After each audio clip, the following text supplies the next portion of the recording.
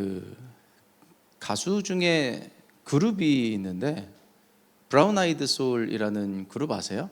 거기에 나얼이라고 하는 가수가 있는데 제가 요즘에 가수를 잘 몰라요. 근데 몇 아는 그리고 좋아하는 가수 중에 한 명입니다. 근데 얼마 전에 유튜브에 출연을 했더라고요. 잘 출연을 안 하는데 그런 예능 같은데 앞부분만 조금 봤습니다. 근데 앞부분에 여태까지 왜 활동을 안 했는가가 나오는데 성대에 그 폴립이 생겼대요. 혹 같은 게 나서 그게 이제 저도 이제 말을 많이 하는 직업이고 목을 많이 쓰는 직업이다 보니까 뭔지 아는데 혹 같은 게 생기면은 이게 나중에 근육을 못 쓰게 됩니다. 그래서 2년 동안 발성을 하지 않고 노래를 못 했던 거죠. 이제 가수가. 그래서 이제 수술을 해서 제거를 해야 하는 상황. 만약에 수술이 실패하면 목을 이제 노래를 못 부르는 그런 좀 심했던 것 같아요. 증상이. 수술을 해도 문제고 안 해도 문제인 그런 상황이었는데 기적적으로 그 혹이 없어졌대요. 2년 동안 여기에 달고 있었던 혹이 기적적으로 없어졌다는 겁니다. 수술을 해서 없어진 것도 아니고 그 2년 된 혹이 없어진 건데 본인 입으로도 기적이라는 단어를 사용하더라고요. 물론 아시는 분들은 아시겠지만 그 나얼이라고 하는 가수가 신앙 좋기로 유명하잖아요. 하나님을 잘 섬기고 그렇게 기도하는 자인데 아마 하나님이 해주셨다라고 말하고 싶지 않았을까 그런 생각을 해봅니다. 그 김나박이 아시죠? 우리나라에서 노래 잘하는 가수 하면 뭐 누가 시작했는지는 모르겠는데 김나박이에 들어가는 그 가수가 이제 나얼인데 대한민국에서 네로라는 가수도요 자기 몸에 생긴 문제 하나 어떻게 해결할 수가 없더라고요. 가수예요. 물론 자기 입으로는 뭐 부단한 노력이 있었고 연습이 있었다고 이야기하지만 제가 봤을 때는 하나님 주신 기프트고 선물이야. 타고났어요. 아무튼 그 노래를 그렇게 연습해서 잘한다는 게 한계가 있는데 근데 보잖아요. 사고만 안 나면 평생 노래하고 살 거예요. 그렇죠? 그렇게 타고났는데 근데 안에서 혹이 생겨버리는 걸 어떻게 하겠어요? 대한민국을 대표하는 가수건 대통령이건 정치 경제계 인사건 가난하던 부유하던 모든 사람은요 자기의 삶에 살아갈 때 한계를 만날 수가 있습니다. 사는 동안에는 문제가 없을 수 있어요. 그런데 죽어서 우리가 하나님의 그 천국과 지옥이라는 심판대 앞에 섰을 때는요 그건 어떻게 할 수가 없는 겁니다. 그럼 뭐 내가 어떤 직업을 가졌든 어떤 업적을 남겼든 얼마를 가졌었든 그건 다 상관없는 거예요. 그래서 사람은 누구나 예수가 필요한 것입니다. 어제 토요일에 우리 MIG 회장단이 모여서요 회의하고요 기도하고 밖에 나가서 전도했습니다. 요즘 저희가 팝콘 전도를 하고 있어요. 팝콘 전도의 장점이 뭔지 아세요? 우리가 뭐 강남역이든 삼성역이든 여기 음마사거리든 우리 전도지를 만들어 가지고 나가면은 이제 방향이 다르죠. 우리가 그들에게 접촉을 해야 됩니다. 다가가야 돼요. 접근을 해야 되는데 팝콘 전도의 장점이 뭐냐면 그들이 다가온다는 겁니다. 희한하죠. 팝콘을 튀기고 있으면 냄새가 쫙 그 일대에 깔려요. 그러면은 홀린 듯이 저기서부터 사람들이 옵니다. 이거는 남녀노소 상관없어요. 젊은 사람도 오고요, 어린이도 오고요, 나이 지긋하게 드신 분들도 다 오셔서 받아가십니다. 어제도 열심히 튀겼거든요. 어제 제가 입고 온 옷에 기름이 다 쳤더라고요. 그거 그냥 빨래해서도 안 주고 드라이 맡겨야 될 것 같은데 기쁩니다. 물론 전도지 받으러 온 게 아니라 팝콘 받으러 온 거겠죠. 근데 그러면 어때요? 보면 누가 왔었는지 다 기억할 수는 없지만요 저마다의 사정은 다 다르겠지만 그들은 모두 예수가 필요할 거예요.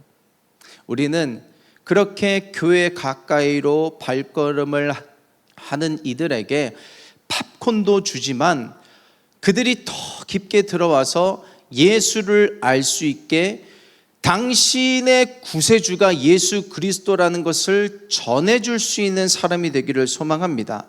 그러려면 우리에게 뭐가 있어야 되냐면 흡인력이 있어야 돼요.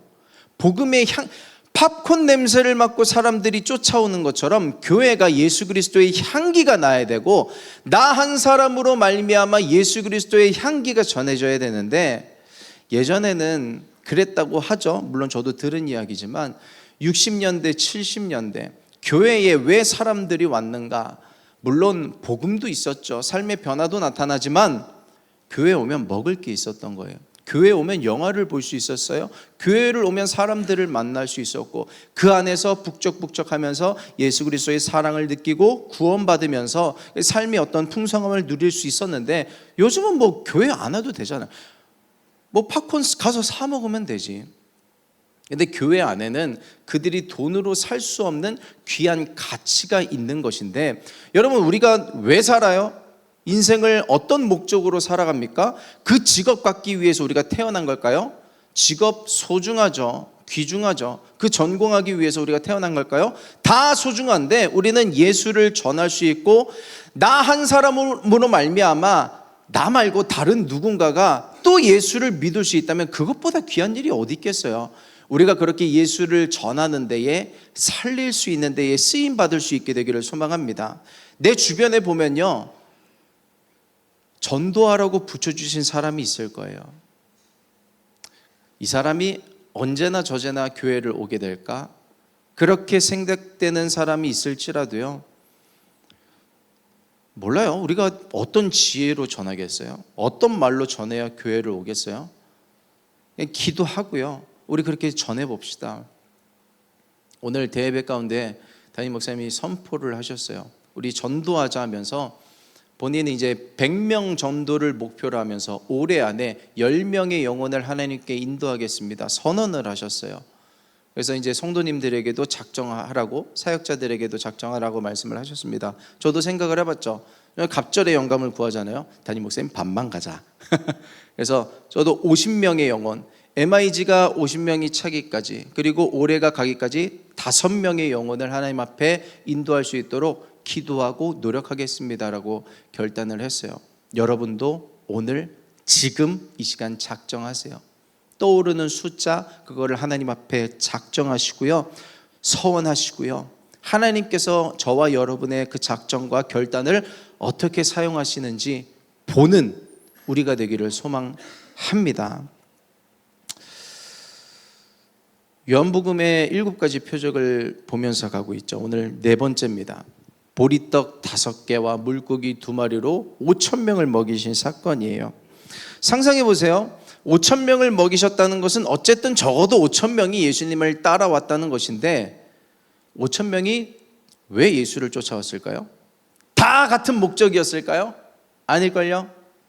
저마다의 소원과 바램, 그것이 옳은 것이든 틀린 것이든 저마다의 목적과 저마다의 예수를 바라볼 때 예수를 따라갔던 목적은 다 달랐어요. 필요는 다 달랐을 거예요. 근데 중요한 것은 그들에게 모두 예수가 필요했다는 것, 예수에게서 자신의 삶에 소망을 본 거예요.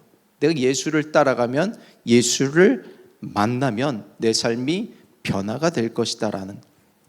저희는 지금 공동체의 예배를 드리고 있습니다.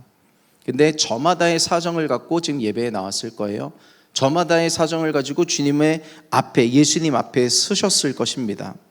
예수님은 어떤 분인 줄 아세요? 5,000명이 따라왔잖아요. 날이 저물어 갑니다. 5,000명을 먹이려면 이마만큼의 예산이 필요하니 돈 너무 많이 든다, 돌아가라고 하라 하시지 않으셨어요. 끝까지 자기를 따르던 자들을 책임져 주셨습니다. 우리가 금요일마다 제자훈련을 하잖아요. 성경 공부를 하고 기도를 하는데 성경을 읽다가 시가서를 했습니다. 어떤 한 청년이 질문을 했어요. 시편을 읽고 있다가 눈물을 흘리며 씨를 뿌리는 자는 기쁨으로 거두리로다. 이게 무슨 뜻입니까? 뭐 예를 들어서 설명을 했죠. 우리가 이렇게 금요일에 나와서 하나님 앞에 드리는 이 시간, 세상은 비웃는다, 마귀는 비웃는다. 그러나 이 시간을 하나님께서 보상해 주시고 기쁨으로 단을 거두게 하실 것이다. 지금 우리가 주일에 이 예배에 시간에 나와 있잖아요. 비웃지, 여러분의 친구들, 교회 안 다니는 친구들 뭐라 하겠어요? 헛똑똑이라고 하지 않겠어요? 아니 그렇게 사리분별 잘 되는 사람이 왜 그 황금 같은 시간에 여기 와 있냐고 그런 생각하지 않겠어요? 그런 말 하지 않겠어요?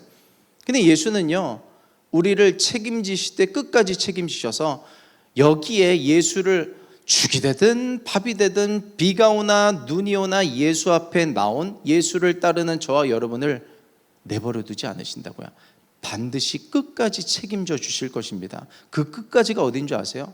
자기의 몸을 내어주기까지. 자기의 몸이 비료가 된 거예요. 비료. 나 꽃 피우기 위해서 죽어져서 땅에 쓰러졌는데 우리를 살리고 예수도 살아나셨네. 그렇게 끝까지 책임져 주시는 하나님. 주를 따르다가 먹을 것이 뚝 떨어졌을 때, 예수를 따르다가 건강이 뚝 떨어졌을 때, 예수를 따르다가 가족의 화평이 박살난 것 같을 때, 예수를 따르다가 뭔가 될 것 같았는데 되지 않고 오히려 엎어진 일들을 만났을 때요, 주님이 하실 일을 기대할 수 있는 저와 여러분 되기를 예수님의 이름으로 축복합니다. 지난주 중에 축구가 있었죠. 대표 우리나라와 이제 어디죠? 파라과이였나요? 축구를 했어요. 화요일에. 저 집에서 이제 가족들이랑 같이 보는데 치킨 먹으면서 봤어요. 근데 이제 둘째가 아직 1학년이라 룰을 잘 모르잖아요. 공을 찰 때마다 질문을 해요. 아니 공이 선 바깥에 나갔는데 왜 축구를 발로 해야지 손으로 던져? 왜 공이 이쪽으로 나갔는데 공을 여기다 코너에다 놓고 발로 차는 거야? 왜 그러니까 프리킥 같은 거 반칙을 했는데 왜 공을 거기다 놓고 차는 거야? 공을 찰 때마다 물어봐요. 얼마나 질문을 많이 하는지 사실은 좀 귀찮아요. 다 대답을 해줘야 되는데 여러분들 키워보세요. 질문도 한두 번이지 하다 보면 귀찮아요. 근데 이 본문 안에서 보면 우리가 예수님께 어떤 질문을 하는지가 얼마나 중요한지를 알 수 있거든요. 아무것도 없는 빈들에서요, 모두가 배고파하고 있을 때요, 예수님의 제자 중 한 사람 안드레가 한 어린아이를 데리고 도시락을 예수님 앞에 디밀더니 질문을 하는 장면입니다. 오늘 8절과 9절 말씀 우리 같이 합독해 보시겠습니다. 시작. 아무것도 죄송해요. 8절 9절이죠? 제자 중 하나. 시작. 제자 중 하나 곧 시몬 베드로의 형제 안드레가 예수께 여짜오되 여기 한 아이가 있어 보리떡 5개와 물고기 2마리를 가지고 있나이다. 그러나 그것이 이 많은 사람에게 얼마나 되겠사옵나이까 하면서 질문을 하고 있어요. 예수님께서 이 질문을 받으신 다음에요, 무리를 지어서 잔디에 앉게 하십니다. 그리고 나서 떡과 물고기를 떼어서 나눠 주시죠. 저는 먼저는 꼬마 아이의 질문이 있었을 거라고 생각을 해요. 안드레에게 와서, 예수님의 제자에게 찾아와서 제가 보리떡 5개와 물고기 2마리가 있는데 이것 가지고 예수님이 뭘 하실 수 있지 않을까요? 라는 거를 안드레가 받고요, 무시하지 않았어요. 예수님 앞에 나오죠. 이것 가지고 주님 앞에 나왔는데 어떻게 많은 사람들에게 먹일 수 있겠습니까? 질문을 하고 있는 것이죠. 이 질문 하나가 5,000명을 먹이게 됐어요. 질문 한 번 잘했는데 5,000명을 먹이게 됐다고요. 그 질문 하나에. 면접을 봅니다. 면접관과 여러 가지 티키타카 대화를 주고받고 마지막으로 면접관이 질문을 합니다. 마지막으로 하고 싶은 말 있습니까? 마지막으로 하고 싶은 질문 있습니까? 대부분의 사람들이 없습니다. 저는 하고 싶은 말 다 마쳤습니다 하고 넘어갈 수도 있겠죠. 근데 면접관이 팁을 하나 줍니다. 마지막 질문을 받았을 때에 내가 이 회사에 입사해서 어떻게 일을 하면 회사에 도움이 될 수 있겠습니까? 라고 질문을 한다면 당신이 이 회사에 관심을 갖고 있고 무언가 하려고 하고 있구나라는 태도를 엿볼 수 있겠다는 팁을 주는 겁니다. 질문이 그만큼 중요한 것이죠. MIG의 한 청년이 요즘 신앙이 잘 성장을 하고 있습니다. 하이원을 우리가 다 같이 갔죠. 각자 이제 기도하는 시간이 있었어요. 기도하다가 기도가 막힌 것 같아요. 그래서 저를 찾아왔거든요. 목사님, 기도가 잘 안 돼요. 그래, 너 기도 어떻게 하는데? 이렇게 합니다. 그래, 다 좋은데 네가 하고 싶은 말만 하고 하나님께서 너에게 뭐라고 말씀하시는지 들어본 적 있니? 근데 없었던 것 같아요. 한번 해볼래? 하고 시간을 드렸죠. 그렇게 기도하면서 물론 하나님께서 이렇게 문장으로 누구야 내가 너를 사랑하고 이땐 이래서 저렇고 이렇게 구구절절히 설명하시는 건 아니겠지만 하나님의 음성을 들은 사람은 알아요. 뭘 알아요? 한 단어로 말씀하셨고 어떤 뉘앙스로 말씀하셨고 느낌으로 말씀하셨는데 이게 하나님께서 나에게 하시는 말씀이구나를 아는 거예요. 이렇게 하나님과 소통을 하기 시작합니다. 이게 하나님과 기도를 한다는 거구나라는 걸 알아가고요. 하이원 이후에도 기도실 가고 각자 있는 자리에서 기도하면서 이렇게 묻고 질문하고 대답을 하면서 신앙이 지금 자라나고 있는 것입니다. 우리는 침묵하시는 하나님에 익숙해요. 왜냐하면 하나님께 질문을 했는데 어떻게 듣는지도 모르겠고 말씀을 안 하시는 경우가 더 많았으니까 침묵하시는 하나님이 익숙합니다. 근데 하나님은요, 질문하면 대답해 주시는 분이에요. 우리 예레미야 29장 말씀 보겠습니다. 12절 13절입니다. 다 같이 너희가 내게 부르짖으며 내게 와서 기도하면 내가 너희들의 기도를 들을 것이요 너희가 온 마음으로 나를 구하면 나를 찾을 것이요 나를 만나리라. 아멘. 여러분, 그 상황에서 예수님께 질문해 본 적 있으세요? 그 문제 가운데서 예수님께 질문하십니까? 다른 말씀 한 구절을 소개해 드릴게요. 사무엘상 28장 6절입니다. 우리 이것도 합독합니다. 시작. 사울이 여호와께 묻자오되 여호와께서 꿈으로도 우림으로도 선지자로도 그에게 대답하지 아니하. 하나님이 물으면 대답을 하시거든요. 왜 사울에게 대답을 안 하셨는지는 나중에 볼게요. 이걸 반대로 보면 어떻게 되냐면 하나님은 꿈으로도 말씀하시고 우림으로도 말씀하시고 선지자를 통해서도 말씀하신다는 것을 확인할 수 있어요. 하나님은 우리에게 꿈으로 말씀해 주세요. 꿈꾼 사람은 알아요. 이게 하나님께서 주신 꿈이구나, 개꿈이구나. 근데 이제 문제는 그거지. 이게 개꿈인지 내가 원해서 꾼 꿈인지 하나님께서 주신 꿈인지는 우리가 아직 분별이 잘 안 될 때도 있어요. 그러면서 이제 분별해 나가는 거죠. 그리고 그 당시에는 우림으로도 말씀하신, 우림이 뭐냐면 그 제사장의 에봇에 판결 중패가 있는데 거기에 우림과 둠밈이 있어요. 예수님 하나님께 질문을 하면 예스와 노로 대답을 해주셨거든요.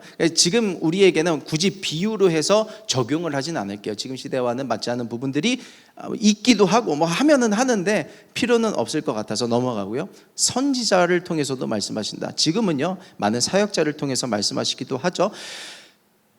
내가 하나님과 대화를 하고 싶고 질문을 했는데 답이 안 와. 그럴 때는요, 물론 우리가 하나님과 어떤 직통 라인이 연결돼 있다까지는 아니지만요, 우리는 중보하잖아요, 기도하잖아요. 여러분들이 어떤 기도 요청을 하거나 뜻을 구하거나 길을 찾을 때 우리가 저희도 명확하게 알면 너무 좋겠지만 같이 기도하는 입장에서 같이 기도하다 보면 하나님께서 길을 제시해 주실 때가 있어요. 그래서 사역자들을 귀찮게 하셔야 됩니다. 사역자들을 귀찮게 하셔야 돼요. 그래야 영이 살아요. 그래서 제가 사역자들이 주중에 딱 하루 쉬잖아요. 월요일에. 그래서 요즘에 핸드폰에 그 방해금지 모드 있죠. 그거를 켜놓을까 말까 하다가도 이제 혹여나 전화가 올까봐, 카톡이 올까봐 못 해놔요. 왜냐면 이제 가족들이랑 시간을 보내고 자녀들이랑 이렇게 놀아주다가도 전화를 오면 어떻게 왔는데 아는데 못 받겠어요. 그럼 받으면은 이제 또 전화한 사람들이 그렇게 하더라고요. 목사님 쉬시는데 죄송하면 전화를 하지 말지. 그렇게 해요. 근데 그렇게 또 얘기하고 기도하다 보면요, 또 하나님께서 길을 알려주실 때도 있고 또 이렇게 소통하면서 같이 길을 찾아가는 그 과정이 기쁜 것입니다. 하나님께 질문을 하고요, 하나님께 대답을 들으면요, 뭐라 해야 될까? 하나님의 어떤 대답이 때로는 명확하지 않는 대답을 주실 때도 있어요. 두루뭉술한. 예를 들면 내가 너를 사랑한다 뭐 이런 거. 근데 그거라도요, 하나님의 음성을 들으면요 회복이 돼요. 내가 하나님께 질문을 했는데 내가 원한 답은 아니었는데 하나님 편에서 정말 하나님께서 하시는 음성을 들으면요 회복이 일어나요. 내가 어떤 상황 가운데 있든지 어떤 기도를 했든지 얼마나 오래 기도를 했든지요, 하나님께 질문을 하고 하나님께 대답을 들으면요 회복이 되기 시작합니다. 욥이 말로 형용할 수 없는 고난 가운데 깊게 들어갔었어요. 이해할 수 없는 고난입니다. 받아들일 수가 없는 고난이에요. 욥기 읽어보셨죠? 하나님께 질문을 합니다. 때로는 따지는 듯 하기도 해요. 근데 38장에 하나님 나타나셔서 내가 땅의 기초를 놓을 때 네가 어디 있었느냐, 무지한 말로 이치를 가리는 자가 누구냐 하면서 하나님의 계획과 하나님 하시는 일들과 섭리를 쫙 펼쳐주십니다. 욥의 인생에 대한 답은 아니었거든요. 명쾌한 클리어한 해답은 아니었어요. 근데 욥이 알아들어요. 뭘 알아들어요? 아, 나는 틀렸고 하나님이 맞으시구나. 하나님은 언제나 옳으시고 내가 틀렸구나라는 걸 알아요. 그 회복 가운데 감정적인 회복만 일어나나요? 아니요. 하나님께서 욥에게 가져가신 듯 여겨졌던 그 모든 것에 갑절이나 허락하신지라. 하나님은요 가져가시기만 하는 분이 아니세요. 돌려주실 때 넘치도록 부어주시는 그 하나님을 믿는 믿음이 있기를 축복합니다. 하나님이 가져가셨다라고 여겨지는 부분들이 있나요? 내 인생에서 다른 것 주시려고 가져가신 거예요. 아, 주님 그것만큼은 아니었으면 싶은데요 하는 그것에 하나님의 놀라운 계획이 있다는 것을 우리는, 주님 나는 틀리고 주님이 맞습니다, 이 믿음으로 나아갈 수 있는 우리가 되기를 소망합니다.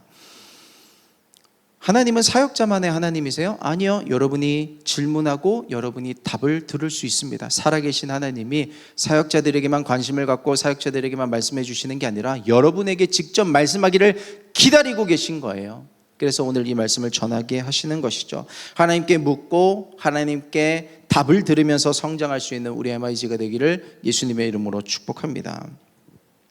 5천 명의 사람이 굶주리고 있을 때에,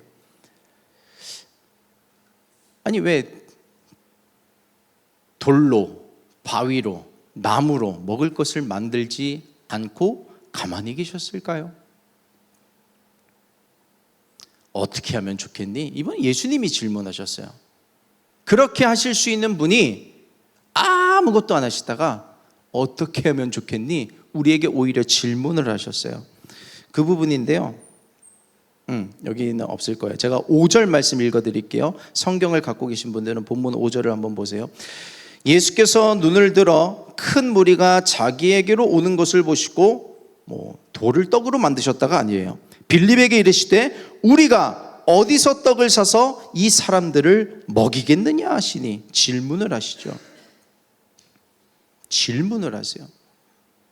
하나님이 오늘 우리에게 질문을 하시는 거예요. 감사합니다. 5절에 우리가 어디서 떡을 사서 사람들을 먹이겠느냐 질문을 하시죠. 하나님은 오늘 우리에게 질문을 하시는데 뭐예요? 도시락을 요구하시는 거예요.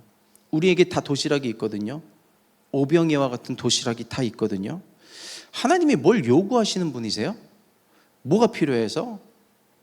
다 자기 힘으로 하실 수 있는 분이신데, 근데요 누군가에게는 요구하시더라고요.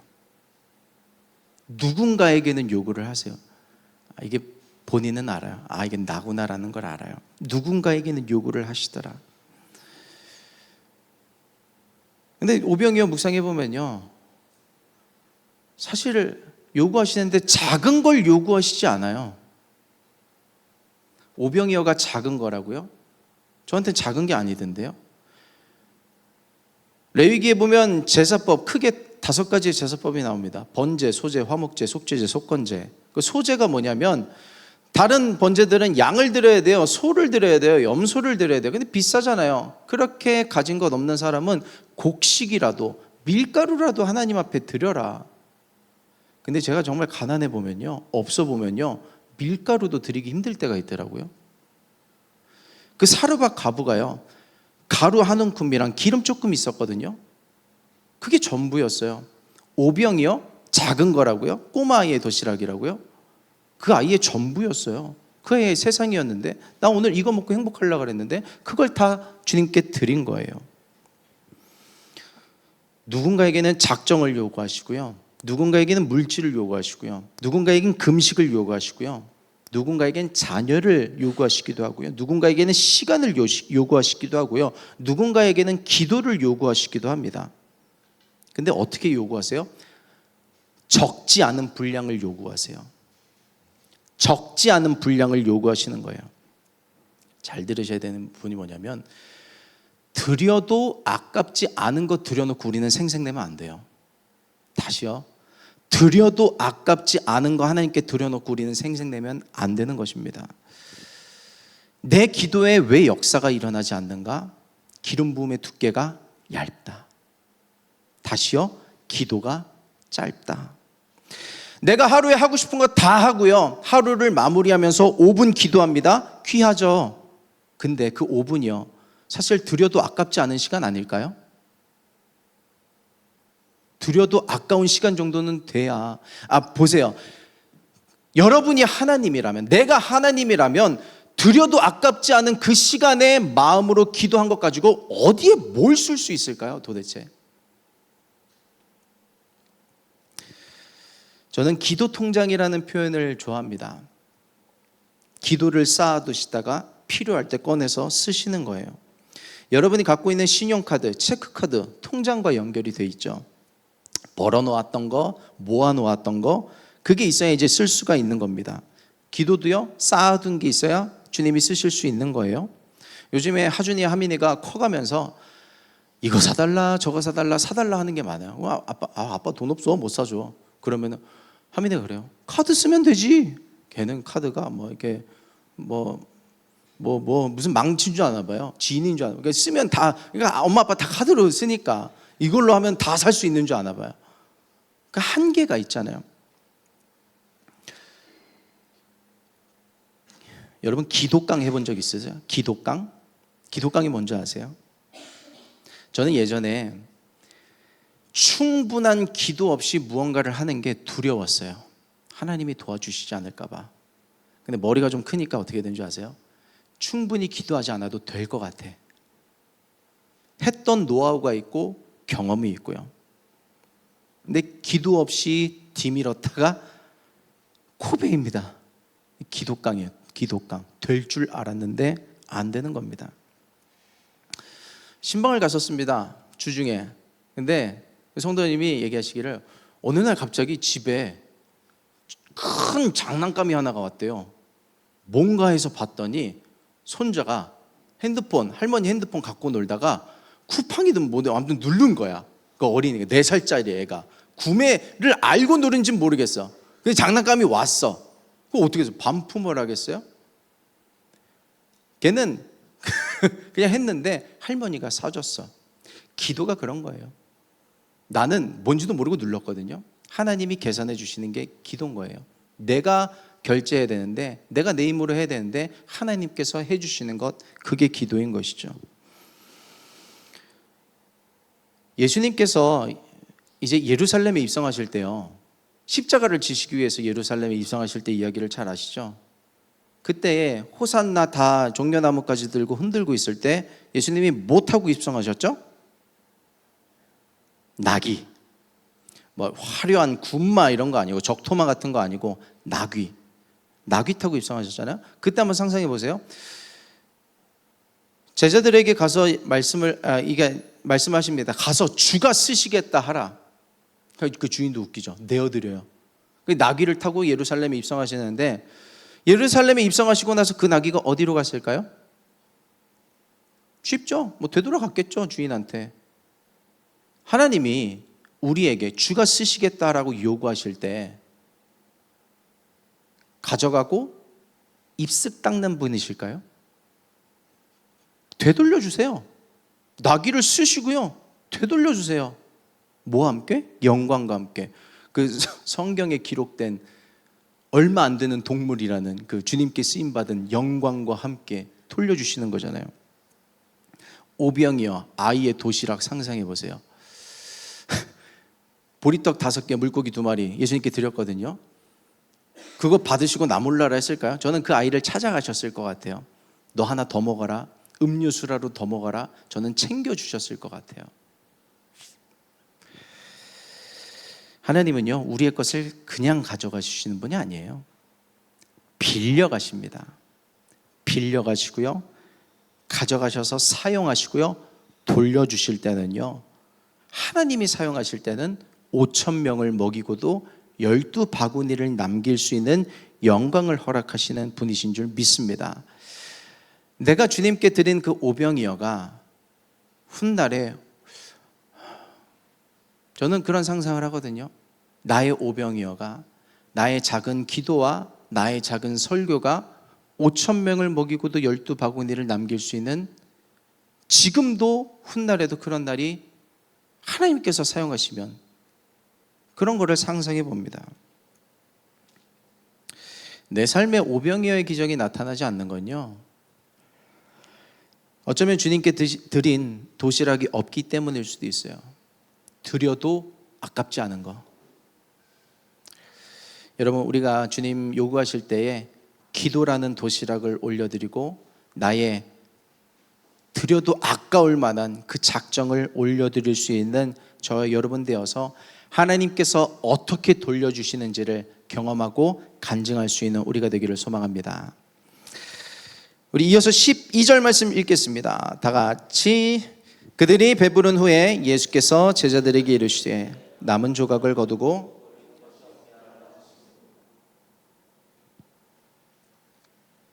남은 조각을 거두라. 하나님이 어떤 것에 대해서는요, 딱 맞게 주실 때도 많습니다. 근데 어떤 때는요, 넘치게 주실 때도 많아요. 예를 들면 우리에게 어떤 성령을 부어주시는데 저는 성령 받고 은혜 받고 할 때는요, 딱 맞게 주실 때도 물론 많지만 넘치게 주실 때가 더 많았거든요. 하이원 같은 때가 그런 때죠. 물론 우리가 주일에 평상시 예배에도 많은 은혜를 받지만요, 하이원에 일단 작정하고 갔잖아요. 그렇죠? 3박 4일을 작정하고 갔는데, 하나님도 작정하고 나오셨는데 누르고 흔들어 넘치도록 부어주시는 겁니다. 남은 조각을 거두라는 게 뭐냐면요, 내 그릇이 충분히 그 은혜를 받아들이지 못해서 흘러 넘쳤던 그 은혜들을 기억하라는 거예요. 12바구니가 왜 남았을까요? 5,000명이 먹어도 12바구니가 남았는데 12바구니가 왜 남았을까요? 배불러서 남았겠죠. 배불러서 남은 그 12바구니를 거두라는 것은 내 그릇이 다 하지 못해서 담지 못했던 은혜, 무엇이 있을까 기대하고 기록하고 기억하라는 거예요. 좋은 예는 아닐지 모르겠지만 제가 다른 예가 떠올리지 않아서, 집에서 가끔 음식을 먹다가요, 배달 음식을 먹든지 먹다가 남을 때가 있습니다. 그 배달을 시킬 때 양 조절을 잘못해서든지 기타 등등등. 예를 들어서 족발을 먹는다고 쳐요. 그럼 이렇게 침 묻히지 않게 잘 덜어서 먹겠죠. 얼마만큼 남습니다. 버리기엔 아까워요. 그럼 그거를요, 냉장고에 잘 놨다가 다음 날에 다른 이제 요리를 하는 거죠. 밥을 볶든 기타 등등. 엄마가 가끔 애들 엄마가 먹다가 이제는 애들이 커갖고 치킨을 2마리씩 먹거든요. 근데 그러다가 이제 남는 게 있잖아요. 그걸 가지고 치킨밥을 해줄 때도 있고요. 다시 꺼내서 이제 남은 것들을 재가공해서 새로운 것들을 만들어내는 것이죠. 좋은 예가 될지는 모르겠어요. 생각나는 게 이거밖에 없었습니다. 근데 남은 조각을 거두는 게 그런 거예요. 내가 다 흡수하지 못했던, 받았던 은혜도 기억을 하는데 내가 더 받을 수 있었던 것까지 기대를 하고 적어 놓는 거예요. 왜 12바구니였을까? 그런 상상도 해봐요. 제자가 12명이잖아요. 제자 한 명의 바구니 하나씩 두지 않으셨을까? 그래서 가서 거두라는 거예요. 그럼 제자들이 기억을 했겠죠. 자기 바구니에 그 예수님께서 기적을 행하시고도 12바구니가 내 바구니에 가득 차는 것을 기억하는 것입니다. 바구니에 그 남은 것을 거두었던 사람은 알겠지. 뭘 알아요? 나중에 사역을 하다가 전도하다가 힘든 일을 맞이했다가 내 힘이 뚝 떨어졌을 때 예수님은 5,000명을 먹이고도 12바구니를 남기게 할 수 있는 분이셨지. 내가 그것을 경험했었는데 예수님의 은혜를 잊어버렸네. 다시금 그 은혜를 꺼내드는 것입니다.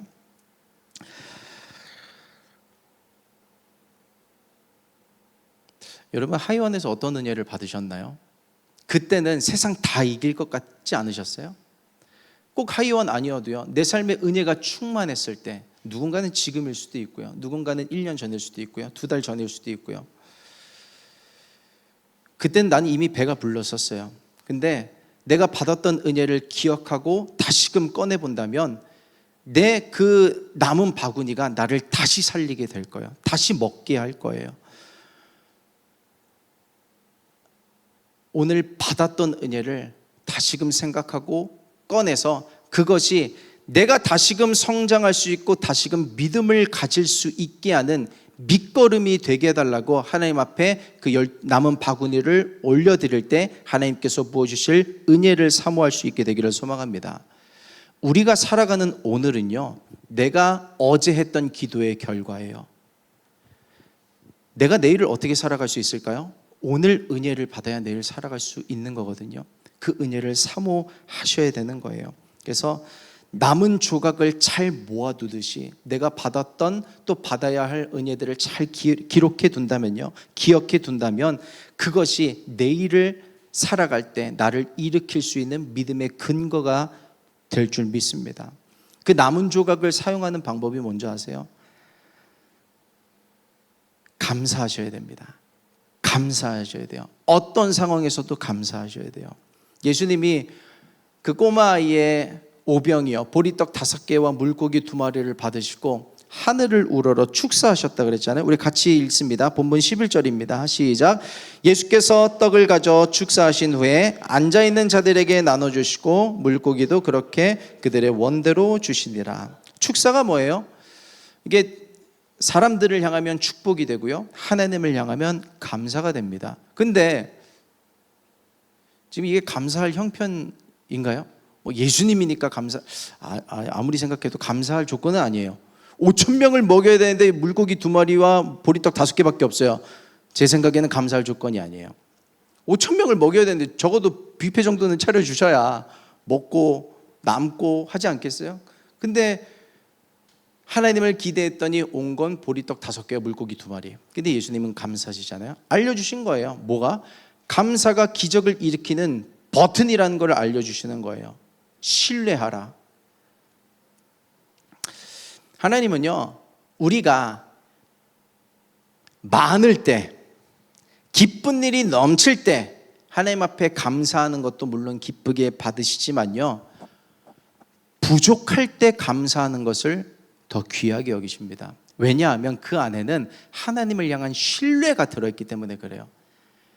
내가 지금 비록 처지가 이렇지만, 어렵지만, 고난 가운데 있지만 감사합니다. 왜? 그 안에 하나님께서 내 인생 가운데 새 일을 행하실 것을 신뢰하는 마음이 담겨 있기 때문에 그 감사를 기쁘게 받으시는 거예요. 감사는 문제를 바라보는 시각을 바꾸게 합니다. 하나님은 어떻게 일하시는지 아세요? 내가 기도하면 상황을 먼저 바꿔주실 것 같죠? 그럴 때도 많은데요, 아니요, 나를 먼저 바꾸길 원하세요. 상황이 바뀌어지길 나는 기대하는데 아니요, 내가 먼저 바뀌길 기대하세요. 내 안에 감사, 내 안에 신뢰, 내 안에 믿음이 먼저 일어나기를 기다리시는 거예요.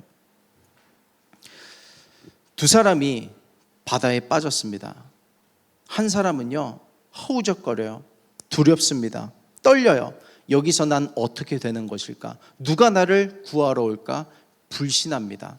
다른 한 사람은요, 여유를 가져요. 유유자적. 이렇게 물살에 몸을 맡기기도 하고요, 주변에 어떤 물고기가 있나 돌아보기도 하고요. 이게 저희 신혼여행 갔을 때 얘기거든요. 그 앞바다에 들어갔을 때 스쿠버 그 산소통 메고 들어갔을 때 저는 막 즐겼어요. 거북이도 보고 기타 등등등. 막 자유롭다. 전 수영을 좋아하거든요. 근데 다른 한 사람은요, 산소와 함께 물을 조금씩 먹다가 얼굴이 창백해져서, 그때 안 나왔으면 난 혼자 돌아왔을 수도 있어요. 상황은 똑같아요. 다 물에 빠졌거든요. 우린 다 물에 빠졌어요. 근데 베드로는요, 예수님을 바라봤더니 그 물 위를 다시 올라. 베드로한테 어떻게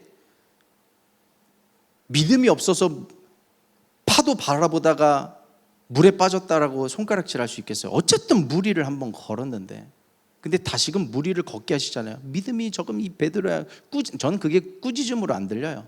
너 다시 일어서면 된다고 꺼내 올리시는 거예요. 똑같은, 우린 다 지금 수렁에 빠져 있어요. 기가 막힐 웅덩이에 빠져 있거든요. 근데 감사하는 사람은요, 빠져나올 거예요. 하나님을 궁극적으로 신뢰하는 사람은요, 반드시 꺼내 주실 것입니다. 다윗은 그것을 경험했어요. 나를 기가 막힐 웅덩이와 수렁에서 건져주신 하나님, 그 하나님을 우리가 경험할 때 감사, 그냥 감사, 없는데 감사, 있는데 감사, 넘쳐도 감사, 부족해도 감사, 안 될 것 같아도 감사, 될 것 같아도 감사. 이 감사를 하나님께서 어떻게 사용하실지 우리 봅시다. 그리고 간증합시다. 그리고 하나님께서 예수님이 어떻게 역사하신가, 마지막 11절 읽고 우리 말씀을 마치겠습니다. 우리 다 같이 합독합니다. 시작. 예수께서 떡을 가져 축사하신 후에 앉아있는 자들에게 나눠주시고 물고기도 그렇게 그들의 원대로 주시니라.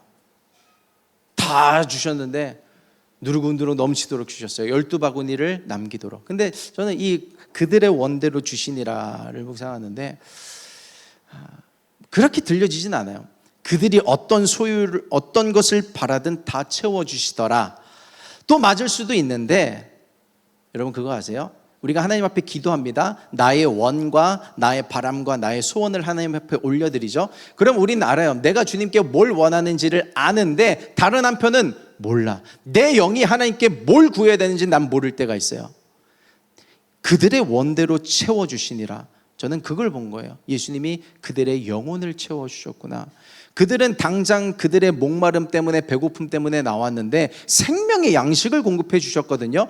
세상이 줄 수 없는, 세상에서 맛볼 수 없는 생명의 양식을 공급해 주시면서 너희들에게 필요한 것은 지금 당장의 육신의 배고픔이 아니라 영의 양식이다. 생명을 먹어야 된다는 것을, 그래서 되돌려 보내서 도시에서, 마을에서 먹을 것을 사 먹게 하실 수 있었음에도 불구하고 이 표적을 보여주신 거예요. 내가 바라는 것은, 내가 기도하는 것은 이러한 것이지만 내 영의 강구는, 내 영은 갈급하구나, 내 영은 예수가 필요하구나 알려주시기 위해서 오병이의 기적을 행하신 것입니다. 오늘 우리는 주님 앞에 서 있거든요. 기도 제목 다 있거든요.